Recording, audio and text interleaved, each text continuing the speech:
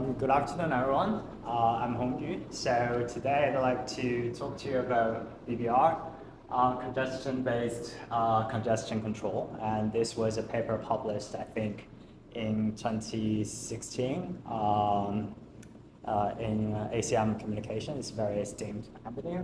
And I like the paper a lot. It's a very typical industry paper. And although Professor Jacobson has touched upon all the basics and fundamentals, I'd like to just flash through one slide of the context. Congestion control, as we have the picture, we have the sender sending data, pushing the data through the pipeline, and we have, and then the receiver is sending back to the sender. And then we also have a bottleneck link constrained by bandwidth.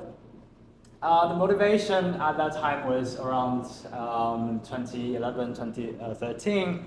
We had more memory in our NICs, so the buffers got larger, and we had the issue of excessive buffering, and which caused buffer bloat. So basically, the latency got extremely huge.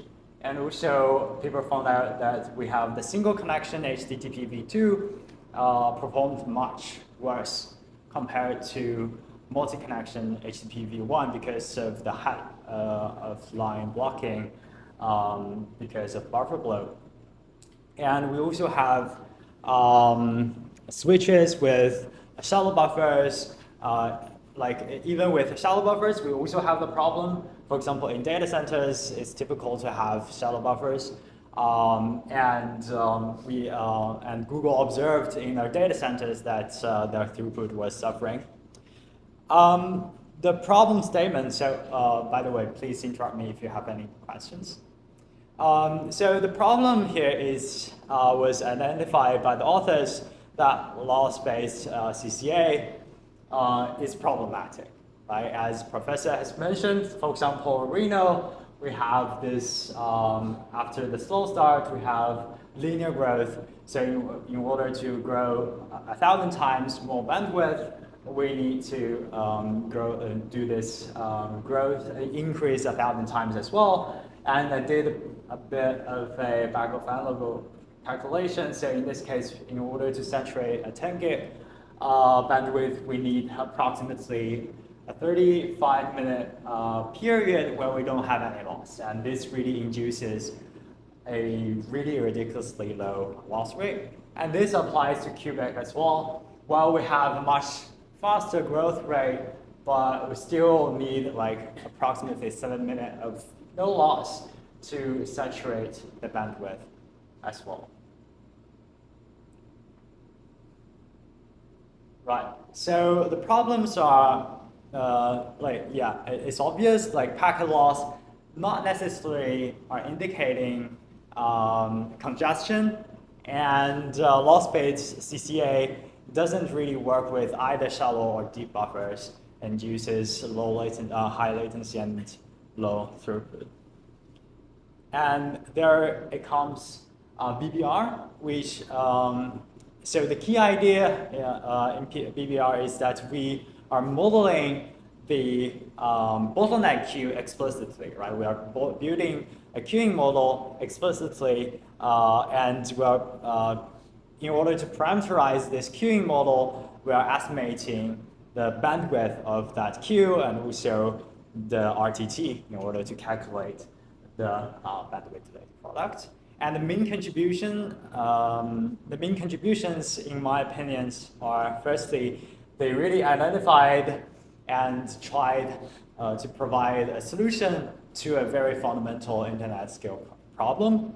And BBR is also, and they proposed BBR, which is a new rate-based CCA that outperformed Cubic, and it grows very fast compared to the previous CCAs.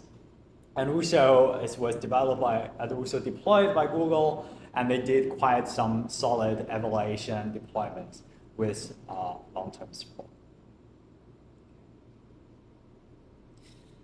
So let's take a look at how BBR works. So having this picture, so this is going to be a running example. On the x-axis, we have the amount of in-flight data. On the y-axis, for the upper graph, we have the RTT delay. Bottom graph, we have the delivery rate. So firstly, to the right of BDP, so wave delay product line, to the left, to the right, yes. We have not yet saturated the link, so there's not efficient data yet. And to the right, to the left, we have the queuing happening because we have saturated the pipe and we're building up the queue. And to the very left side, we have the bottleneck overflow because the size of the link is bounded. And so for loss-based CCAs, they are often operating on the very left side of the graph because they have this buffer filling tendency to fill the buffers before they can get any feedback. And also any loss induced by, I don't know, like traffic jitters or any network conditions could result in very fast back off as we've seen, and it resulted in poor utilization. So the sweet spot is really exactly on the BDP line, right? We want to, in this case, have the minimum RTT delay while having also the maximum bandwidth. And this optimal operational point, which has also been pointed out in the paper, there's a theoretical proof as well. So next we look at BBR's design. Going back to the previous picture we had, so what BBR really wants to do is to, dynamically estimate the window, the window of maximum bandwidth and the minimum RTT, where the queues haven't been built up yet. And what it does is that it really uses every single act as a data point to estimate two values. One is the bandwidth at that point, the maximum bandwidth, and also the estimated RTT. And the maximum bandwidth is calculated as the maximum over all the measurements during that window. So basically, they are carrying the amount of delivered data, and we can get the bandwidth by doing the division.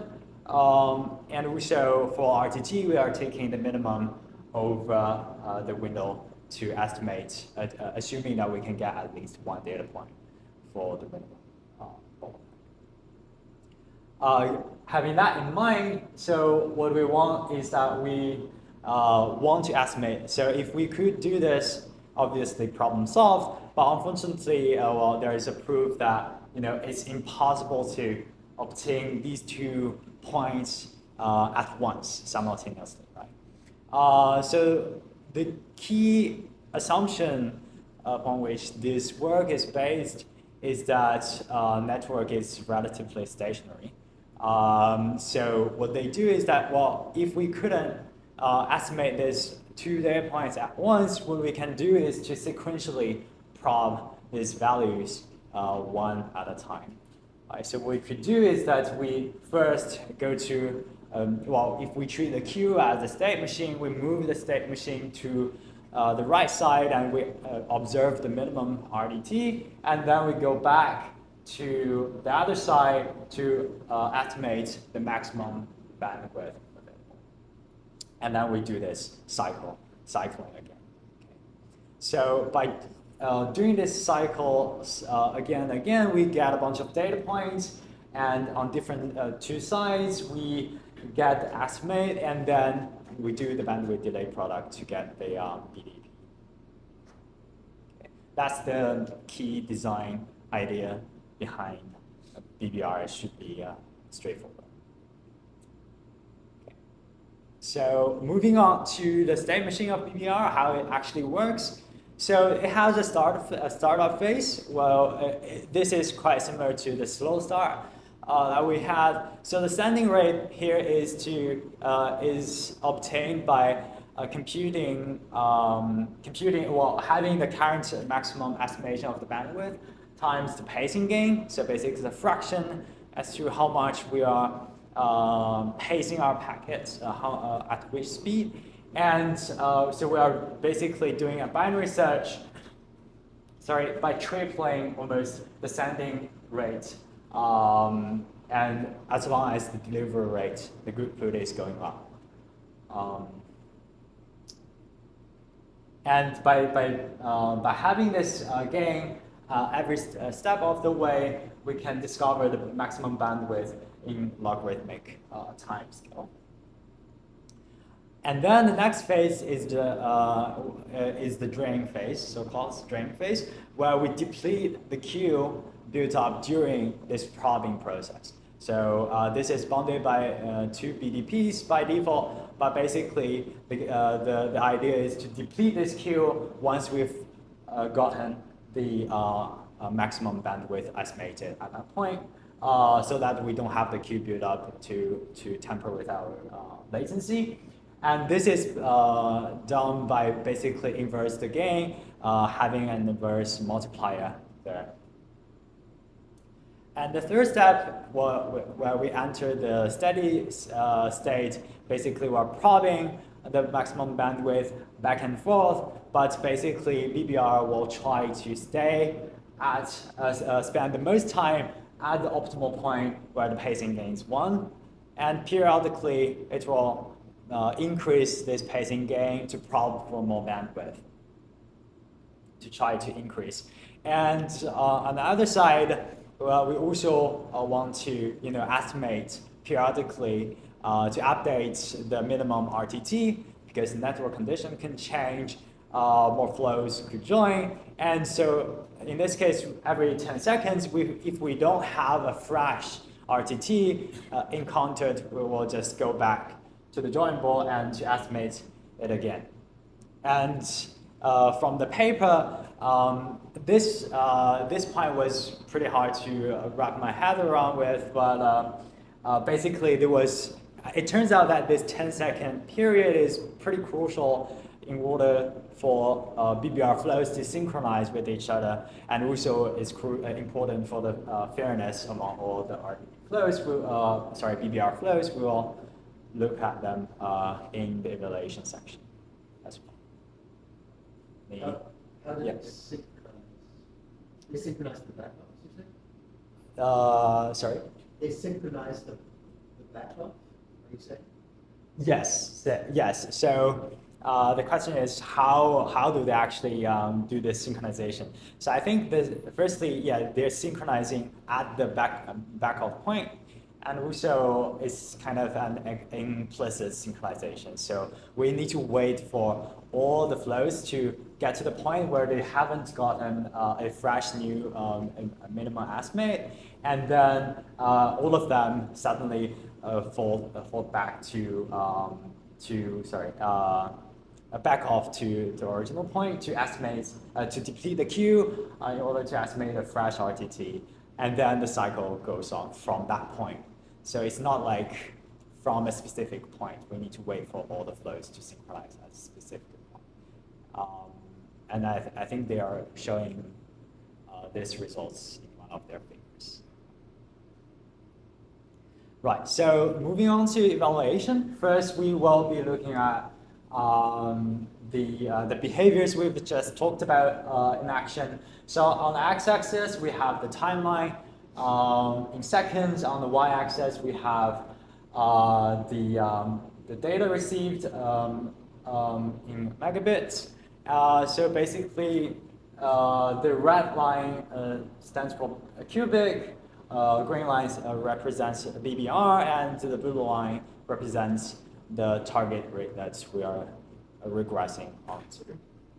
And what's interesting is that you can see BBR, the starting phase, is purposely made to match cubic. It's also exponentially growing.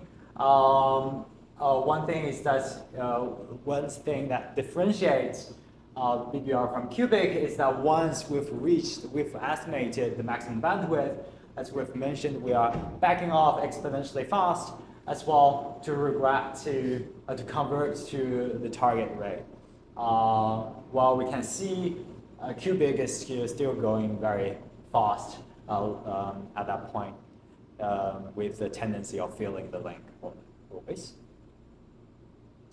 And then if we are looking, so we've looked at throughput, now we're looking at the latency.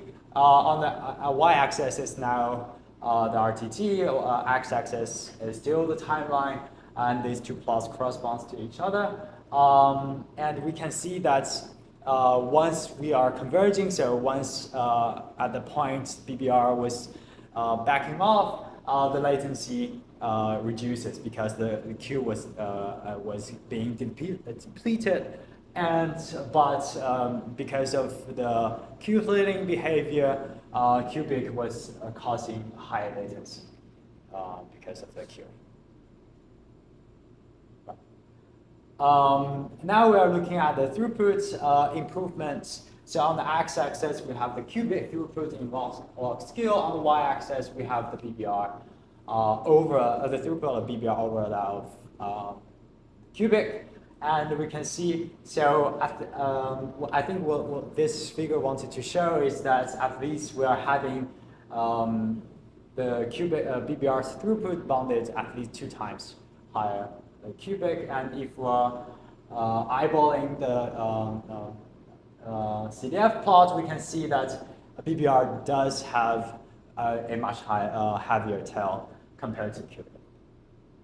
So when cubic is achieving low throughput, presumably because it's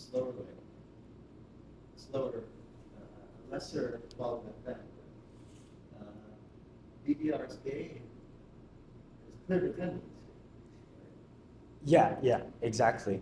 Yeah, so the point was, for example, there's a clear tendency where BBR has much pronounced improvement over cubic, especially when cubic is performing very badly. And Professor mentioned like this is probably because of the bandwidth is very limited, the bottleneck is very severe. Sorry, this is what? The bottleneck here is smaller bottleneck. It's smaller bottleneck, yeah. So the BBR is entered by greater factor, right? So yeah. Why is that? Oh, so the question is why? Why does BBR perform much better when the bottleneck is much narrower? It's smaller. Yeah. Okay, yeah, that's a really good point. Can you repeat the question? Yeah, the question is, so as we can see, so there's a tendency going down, right? So as the cubic having like poor performance, BBR is performing much better in that case. BBR's gain over cubic. Yeah, the gain is higher much pronounced. when the bottleneck is lower. So I guess it could be when the cubic is performing very bad is because of the loss. Yeah. So the buffer is filling at the bottleneck link, and cubic detects the loss, but the PBR is not kind of rely on the loss signal. It will probably increase its bandwidth even there is a loss. That's my guess. The cubic will cut its condition window by 2 when there's a loss, but PBR don't do this thing. So probably it's why, I think, but I'm not sure. I'm not sure. Cubic's behavior is going to remain sort of similar. It's just a scaling thing. So whatever the way it behaves at 20 Mbps, let's say, that bottleneck will behave same as the same at 200. So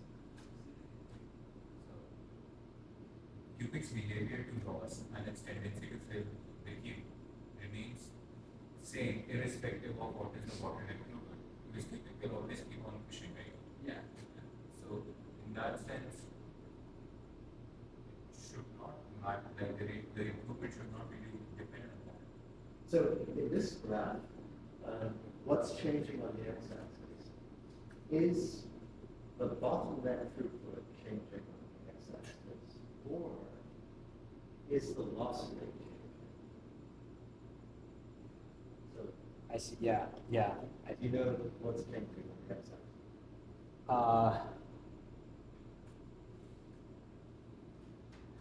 So one thing I'm not sure. So the question is like, what is the parameter that they are sweeping for this graph?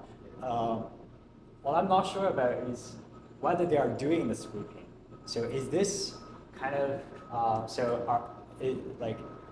I'm not sure. I don't know how the plot was created. So if we have like the same bottleneck, the same period, but with different just traffic, the setup is the same, the bottleneck is the same. This is from the Princeton paper? This is from Oh yeah, yeah. CSC. Yes, just to quickly summarize our discussion. So basically this plot is a conglomerate of all kinds of different network conditions and also bottleneck bandwidth. So it's completely uncontrolled. We don't know the confounding factors there are. But our hypothesis is that BBR is especially advantageous when there's a high loss compared to cubic. When the loss rate is low, they might be equally competitive. So maybe that part is where the loss is occurring the most. Next, we're going to explicitly make the loss the factor we want to control. On the x-axis, we have the loss rate in log scale. On the y-axis, we have the throughput. And again, the red line is cubic, the green line is BBR. As we can see, by 0.1%, cubic is suffering 10x decrease in throughput. It's super sensitive to loss. This is in log scale, sorry. And as we can see, there's a catastrophic drop as well for BBR. And I think in the paper they mentioned this is because when the loss rate is even greater than the pacing gain, BBR was sending to probe the bandwidth. So we are not getting anything useful back in order to accurately estimate maximum bandwidth at that point.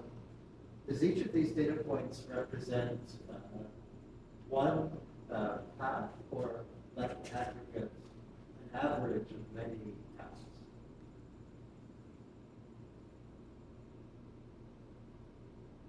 Each data point. So is there a question about whether the setting of the experiments is changing, or if are we using the same setting for all the data points? So the method or the bottleneck bandwidth. I'm just asking, what does one data point represent? Is it the average of many paths? Okay. Or is it just one path like before? It's just one pass from Oh, just okay. 100 megabits per second and 100 milliseconds. Oh, the whole graph is one. Yeah, it's just one pass. It's like one experiment. Just one pass. Maybe in the lab, maybe somewhere. Okay, I see. Yeah, thank you. Right, and one interesting point I found out was that when the when the loss rate was extremely small, cubic was outperforming slightly BBR. And I think I read the documents or somewhere, the first version of BBR was purposefully giving up about 2% of bandwidth in order to not saturate the whole thing at the start to cause the system-wide slow start. But this is, I thought it was a bit unfair because cubic loss is part of cubic, is an integral part of cubic, but BBR is not explicitly controlling loss. So this result wasn't super surprising. And speaking of fairness, now next experiments is comparing the fairness, evaluating the fairness of BBR. So on the x-axis, we have the timeline. On the y-axis, we have the throughput, and this is 5 BBR flows sharing a bottleneck link of 100 megabit. And just to echo what I've mentioned before, the synchronization behavior. Now we have the synchronization period around 30 seconds for the 5 BBR flows to converge, and around 30 seconds they happen to have this dip together, backing off and creating this synchronization at the same time. And I think what's interesting is this convergence behavior is independent of bandwidth. I think this would be much slower for other loss-based games. But this is still comparing only among the BBR flows, and it would be interesting to see also loss-based CCA sharing a link, sharing the network resources with BBR. And there have been prior work comparing, evaluating BBR's fairness in 2019, and basically on the right-hand side we have on the x-axis the queue size, which correlates with BDP, and on the y-axis is the throughput, and we can see BBR comparing with Reno and cubic. So one flow from each, and this is showing that BBR is quite generous to loss-based CCAs. But on the other hand, they also show another figure. On the x-axis is the timeline, y-axis is the throughput. We have 1 BBR flow showing in blue and 16 cubic flows in orange. And as we can see, BBR is grabbing much more than it should. So this means that BBR can be also aggressive. And I was baffled, but if you are interested, I encourage you reading the paper. But I think the conclusion was that when they are trying to theoretically model the behaviors of BBR, they find that the dominating factor was kind of an in-flight cap was there to guard against delayed or aggregated acts. But this cap dictates the behavior when they are sharing with multiple flows, and this value was not computed. It doesn't have any dependency on the number of flows. For evaluation, they also mentioned BBR was deployed at Google and for YouTube, and also in their internal tests for data centers. And compared to Cubic, they achieved lower latency for search, better streaming quality, quality of experience, and also higher loss rate. I'm not sure why, but I guess it's probably because of the aggressive probing of the bottleneck bandwidth. But yeah, for more information, I got this from their forum, and they have the whole evolution of BBRs, and it's very comprehensive there. For related and future work, as professors mentioned, there have been new versions of BBR rolled out for V2. It's explicitly bounding the loss rate, and the internet draft of V3 is also available. And there's been other rate-based CCAs we'll see in a minute, COPA. And also, the fairness is being evaluated in many prior works. And there's also work optimizing the BBR's retransmission rate. The authors find that the retransmission is quite severe in BBR as well. So here's my 2 cents. The strength of BBR, as mentioned, is a really performant and scalable solution. And they have solid evaluation as well. Weaknesses, I don't think the paper really pushed BBR a lot, showing lots of failure cases. I would love to see more failure cases as to where they could be unfair and so on. And also, the authors have mentioned in other papers that the middle boxes and, for example, the policers could cause problems by aggregating acts, and also they don't have any legends for their papers figures. Future directions, security could be an interesting direction to look into. Wireless environments, as Professor I've mentioned, like all different dynamics and the fairness, working with different types of protocols could be interesting to look at as well. I also have some backup slides. I will post this later. So, thank you. Thank you. Yeah.